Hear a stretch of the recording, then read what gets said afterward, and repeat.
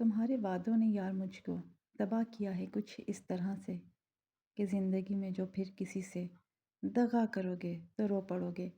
मैं जानता हूँ मेरी मोहब्बत उजाड़ देगी तुम्हें भी ऐसे ही कि चांद रातों में अब किसी से मिला करोगे तो रो पड़ोगे। उर्दू ज़ोन 24 में खुश आमदीद। बढ़ते हैं अपने नावल इश्क यारम की अगली किस्त की जानिब। मुझे अपनी माँ के कातिल को मारना है। मुझे बस इतना पता है। रोशनी फ़ौरन विक्टर के आगे से हट गई और बाहर टीवी लॉन्च में आ गई। विक्टर ने जेब से मोबाइल निकाला और उस पर टाइम देखा जो काफ़ी हो चुका था रेयान को गए हुए। लेकिन उसकी कॉल अभी तक नहीं आई थी। विक्टर रेयान की कॉल का इंतज़ार कर रहा था। रोशनी अपना फ़ोन दो मुझे, विक्टर ने बाहर आते ही कहा। क्यों? तुम्हें फ़ोन क्यों चाहिए? रोशनी जो ग्लास में पानी डाले पी रही थी, विक्टर के यूँ फ़ोन मांगने पर चौंक गई। अभी तो तुम मुझे कह रही थी कि तुम्हें मेरी ज़रूरत है काया को मारने के लिए, और अब सवाल उठा रही हो। फिर सोच लो, अगर यूँ आगे से सवाल करने हैं तो मेरे हाथ खड़े हैं, क्योंकि मैं तुम्हारी फजूल की बकबक नहीं सुन सकता। विक्टर की बात पर रोशनी बगैर कुछ कहे अंदर चली गई और अंदर से अपना फ़ोन लाकर विक्टर को दे दिया। विक्टर ने रोशनी का फ़ोन लेते ही उस पर रेहान को कॉल मिलाई। काफ़ी बेल्स जाने पर रेहान ने कॉल नहीं उठाई। क्या हुआ है विक्टर, तुम मेरे नंबर से रेहान को कॉल क्यों कर रहे हो? रोशनी जो इस बात से बेखबर थी कि रेहान भी वहाँ मौजूद था और वो काया के पीछे गया था। बताओ विक्टर, रोशनी दोबारा बोली।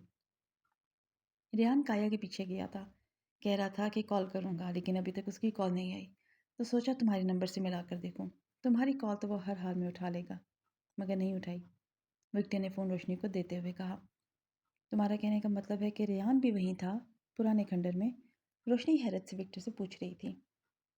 हाँ तो उसी ने ही तो काया से मालूम किया था कि तुम कहाँ उससे मिलने जा रही हो। तुम तो बताकर नहीं गई थी, तो कुछ ना कुछ तो करना था ना। विक्टर बात करते हुए दोबारा फिर अपने मोबाइल पर लग गया। विक्टर, अगर तुम मुझे वहाँ से बचा सकते थे तो रेहान को कैसे जाने दिया तुमने? रोशनी ने विक्टर के हाथों से उसका मोबाइल पकड़ा जो मुसलसल मैसेज करने पर लगा हुआ था। रोशनी के ऐसे मोबाइल पकड़ने पर विक्टर के माथे पर बल पड़ गए। तुम 2 मिनट के लिए अपना मुंह बंद कर सकती हो क्या? तुम्हारे ही अंजाम दिए हुए कारनामे से ये सब कुछ हो रहा है। ना तुम बगैर बताए जाती और ना ये सब होता। अब मेरा मोबाइल फ़ोन मुझे दो, मुझे अपना काम करने दो। रेहान की कॉल आए तो मुझे बता देना।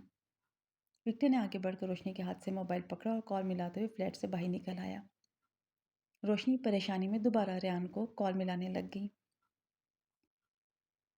देखो रेहान, तुम्हारी मैना की कॉल आ रही है। अरे देखो तो सही, कितना ख्याल है ना उसे तुम्हारा। अब देखना मैं क्या करता हूँ। काया ने रेहान से उसका मोबाइल ले लिया था और वो इसी इंतज़ार में था कि कब रोशनी की कॉल आए।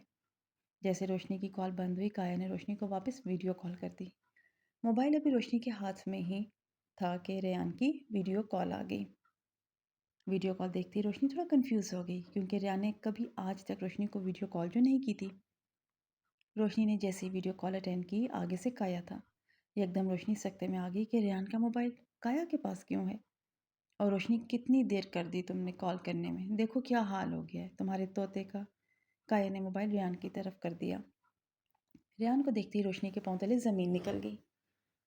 काया रेहान को उस आदमी के ज़रिए टॉर्चर करवा रहा था। रेहान के मुंह नाक से खून निकल रहा था। रेहान का सर एक तरफ लटका हुआ था, वो नीम बेहोशी की हालत में था। रेहान, रेहान! रोशनी रेहान को देखकर चिल्ला उठी। काया ने अपने आदमी को इशारा किया कि वो रेहान के मुंह पर ठंडा पानी डाले।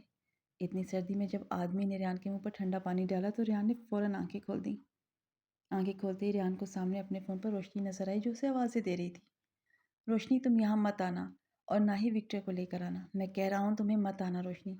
अभी रेहान यही कह पाया था कि काया के आदमी ने जोर का मुक्का रेहान के मुंह पर दे मारा, जिससे खून के छींटे उड़कर मोबाइल स्क्रीन पर गिर गए। रेहान की गर्दन फिर से एक तरफ को लटक गई। देख लिया तुमने अपने रेहान को। अगर तुम चाहती हो कि रेहान को कुछ ना हो तो मेरी बताई हुई जगह पर आ जाओ, और हाँ, साथ में अपने नए यार को भी लेती आना। और अगर तुम दोनों ने कोई गड़बड़ की, कोई होशियारी की, तो मुझसे बुरा कोई नहीं होगा, और फिर तुम्हें रेहान की लाश ही मिलेगी। ये कहते हुए काया ने कॉल बंद कर दी। रोशनी को लगा कि उसने हमेशा के लिए रेहान को खो दिया है। रोशनी के हाथ से मोबाइल गिर गया। वो अपने जख्मी बाजू की परवाह किए बगैर जल्दी से फ्लैट से निकली। बाहर आते ही उसने देखा विक्टर तो जा चुका था। आंसू रोशनी की आंखों से रुक नहीं रहे थे। उसके सामने बार बार रेहान का चेहरा नजर आ रहा था। रोशनी ने जल्दी से गाड़ी निकाली और विक्टर के होटल की तरफ ले गई। विक्टर अभी अभी होटल पहुंचा ही था। वो रेहान को बचाने का पूरा इंतजाम कर चुका था। उसे खबर मिल गई थी कि काया ने रेहान को कैद में रखा हुआ है। इतने में रोशनी की गाड़ी विक्टर के होटल के पास आकर रुकी। विक्टर फ़ोन पर ही था जब उसे सामने से रोशनी परेशानी में भागती हुई अंदर की तरफ आती नजर आई। विक्टर ने फ़ौरन कॉल बंद की और बाहर की तरफ जाने के लिए उठा। इतने में रोशनी अंदर आ चुकी थी। रोशनी, क्या हुआ? इतनी घबराई हुई क्यों हो? रोशनी का सांस फूला हुआ था जब वो विक्टर के सामने आकर खड़ी हुई। वो रेहान, काया उसे मार देगा। उसने मुझे वीडियो कॉल की थी और रेहान की हालत बहुत बुरी कर दी है उसने। प्लीज़ रेहान को बचा लो, वो उसे मार देगा, रोशनी रोते हुए विक्टर को कह रही थी। रोशनी, रिलैक्स, मैंने सब इंतज़ाम कर लिया, रेहान को कुछ नहीं होगा। विक्टर ने रोशनी को कंधे से पकड़ते हुए कहा। नहीं विक्टर नहीं, तुम काया को नहीं जानते, उसने मुझे और तुम्हें बुलाया है।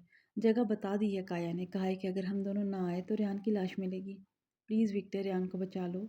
रोशनी ने इल्तिजाई नज़रों से विक्टर को देखा और अपने दोनों हाथ विक्टर के बाजू पर रखे। विक्टर ने रोशनी को देखा और फिर उसके हाथों को जो उसके दोनों बाजू पर थे।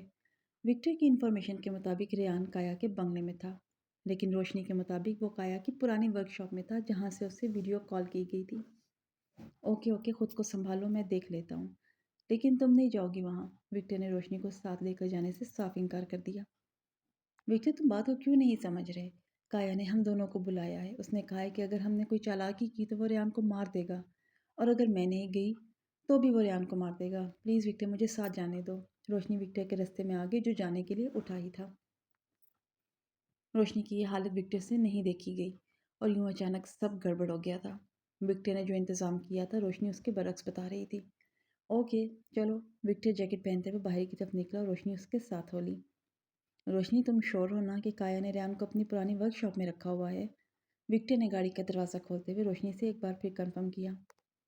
विक्टर, मैं क्यों तुमसे गलत बयानी करूंगी, ये जानते हुए भी कि काया मेरी माँ का कातिल है। मुझे ऐसे उसने कहा, मैंने तुम्हें आकर सब कुछ वैसे बता दिया। रेहान की हालत बहुत बुरी है। रोशनी की बात करते हुए आंखों में नमी आ गई। विक्टर बगैर कुछ के गाड़ी में बैठ गया। रोशनी भी अब गाड़ी में बैठ चुकी थी। विक्टर ने गाड़ी स्टार्ट करते हुए रोशनी की तरफ देखा जो अपने नाखून को दांतों से काट रही थी, परेशानी की वजह से। विक्टर ने गाड़ी के गियर से हाथ उठाया और रोशनी का हाथ पकड़ते हुए नीचे किया, जिससे वह नाखून को काट रही थी। इतनी परेशान ना हो, सब ठीक हो जाएगा। अगर ऐसे परेशान रहोगी तो वहाँ कैसे काया का सामना करोगी? विक्टर के हाथ में रोशनी का हाथ था जब वो गाड़ी चलाते हुए उसकी तरफ देख रहा था और साथ साथ गाड़ी चला रहा था। रोशनी ने विक्टर की तरफ देखा जिसकी आंखों में रोशनी को देने के लिए एतमाद और इत्मीनान था। रोशनी को इस हालत में किसी सहारे की ज़रूरत थी जो विक्टर से मिल रहा था। उसने अपना हाथ विक्टर के हाथ से नहीं छुड़ाया। विक्टर ने बात मुकम्मल करते हुए रोशनी के हाथ से अपना हाथ उठाया और गाड़ी की स्टीयरिंग पर रख लिया। रेहान ने मुझे बताया था कि तुम दोनों बहुत अच्छे दोस्त हो, लेकिन कभी कभी मुझे ऐसा लगता है कि तुम दोनों दोस्त से कुछ ज़्यादा आगे हो। कुछ देर वक्फे के बाद विक्टर बोला। विक्टर के दिलो दिमाग में जो बात कब से थी आज उसने रोशनी से पूछ ली। विक्टर ने एक हाथ स्टीयरिंग पर रखा हुआ था, दूसरा बाजू गाड़ी की विंडो पर, और सामने देखते हुए वो बात कर रहा था। लहजे में संजीदगी थी। रोशनी ने विक्टर की बात पर चौंक कर विक्टर की तरफ देखा। क्या तुम्हें लगता है कि ये वक्त है ऐसी बातें करने का? रोशनी को बिल्कुल भी तवक्को नहीं थी कि विक्टर उससे यूं रेहान के बारे में पूछ लेगा। वक्त किसी का इंतज़ार नहीं करता। क्या पता अगले लम्हे में तुम्हारे साथ हूँ या ना हूँ, तो दिल की बात दिल में रह जाए। और वक्त का इंतज़ार नहीं करना चाहिए, जो दिल में हो उसे कह देना चाहिए। और वैसे भी मैंने कभी वक्त के मुताबिक नहीं चला, बल्कि वक्त को खुद अपने मुताबिक चलाया है। विक्टर बात कर रहा था, रोशनी आंखें फाड़ फाड़ कर विक्टर की तरफ देख रही थी। आज उसके लहजे में अजीब सी बात थी, जैसे वो आज के बाद उससे कभी नहीं मिलेगा। ये सोचती रोशनी कब कपा सी गई। गाड़ी रोको विक्टर। रोशनी ने गाड़ी की स्टीयरिंग पर हाथ रखा। रोशनी, पागल हो, पीछे करो हाथ, गाड़ी लग जाएगी, फिर हम रेहान को नहीं बचा पाएंगे। रोशनी को यूं स्टीयरिंग पर हाथ रखने से गाड़ी का बैलेंस जो ख़राब हो रहा था। मैं कह रही हूँ विक्टर, गाड़ी रोको। विक्टर जो रोशनी की तरफ देख रहा था आगे बढ़कर रोशनी का हाथ पकड़ा जो उसकी गाड़ी के लॉक पर रखा हुआ था। हाँ बोलो। रोक दी मैंने गाड़ी। एक बात पूछी है तुमसे और तुम ऐसे रिएक्ट करी जिससे पता नहीं क्या पूछ रही है तुमसे। विक्टर ने गाड़ी रोककर रोशनी की तरफ देखा, लेकिन विक्टर को खबर नहीं थी कि रोशनी किस बात पर घबरा गई थी। तुम्हें ये लगता है कि मेरे और रेहान के दरमियान में कुछ है जो मैं इतना परेशान हूँ, और तुम्हें काया के पास तुम्हारी परवाह किए बगैर लेकर जा रही हूँ? तो सुन लो, मेरे और रेहान में ऐसा कुछ नहीं है जो तुम्हारे दिमाग में चल रहा है। वो मेरा दोस्त है जिसके लिए मैं अपनी जान भी देने को तैयार हूँ। वह तब से मेरे साथ है जब मेरा कोई नहीं था। आई समझ? और अगर तुमने नहीं जाना मेरे साथ तो ना जाओ। काया को से गद्दारी मैंने की है, मैं अकेली भी चली जाऊंगी। रोशनी मुसलसल बोल रही थी। विक्टर टिकटकी बांधे रोशनी की तरफ देख रहा था। रोशनी ने बात मुकम्मल करते हुए गाड़ी का दरवाज़ा खोला, लेकिन वो नहीं खुला। तुम एक तो बोलती बहुत हो और एक बात अपने दिमाग में बिठा लो, विक्टर को इतना फजूल नहीं है कि मुंह उठाकर हर किसी के साथ चल पड़े। विक्टर चलता उनके साथ है जो उनके लिए बहुत ख़ास हो। तुम मेरे लिए बहुत ख़ास हो। विक्टर ने अपनी बात मुकम्मल की और गाड़ी फिर से स्टार्ट कर दी। विक्टर बात करते हुए रोशनी के इतने करीब था कि उसने अपनी सांस रोकी हुई थी। वो विक्टर के कहे एक एक लफ्ज़ के सहर में डूबी हुई थी। लेकिन जैसे विक्टर ने सीधा होकर गाड़ी स्टार्ट की, रोशनी दोबारा बोल उठी। विक्टर, मैंने कहा था कि गाड़ी का दरवाज़ा खोलो, तुमने गाड़ी स्टार्ट कर दी है। मुझे अकेले जाना है। मुझे किसी ऐसे शख्स के साथ नहीं जाना जिसके दिमाग में शक हो। रोशनी बोलती जा रही थी कि विक्टर ने गाड़ी चलाते हुए उसके मुंह पर हाथ रख दिया। चुप, बहुत बोलती हो तुम। एक बात पूछी थी और तुमने हंगामा खड़ा कर दिया। अब एक लफ्ज़ भी तुम्हारे मुंह से नहीं निकलेगा, ओके? विक्टर के हाथ की गिरफ्त रोशनी के मुंह पर मजबूत थी। रोशनी उसे पीछे हटाने की कोशिश कर रही थी, लेकिन नाकाम रही। विक्टर ने बात मुकम्मल करते हुए अपना हाथ रोशनी के मुंह से हटाया। हाथ पीछे होते ही रोशनी ने गहरा सांस लिया। मेरा सांस बंद हो रहा था। मर जाना था मैंने अगर तुम हाथ पीछे ना करते। रोशनी लंबे लंबे सांस ले रही थी। डोंट वरी, तुम मेरे हाथों से मरोगी, इससे पहले नहीं। विक्टर के चेहरे पर हल्की सी मुस्कुराहट आ गई। विक्टर की बात पर रोशनी ने हैरत से विक्टर की तरफ देखा।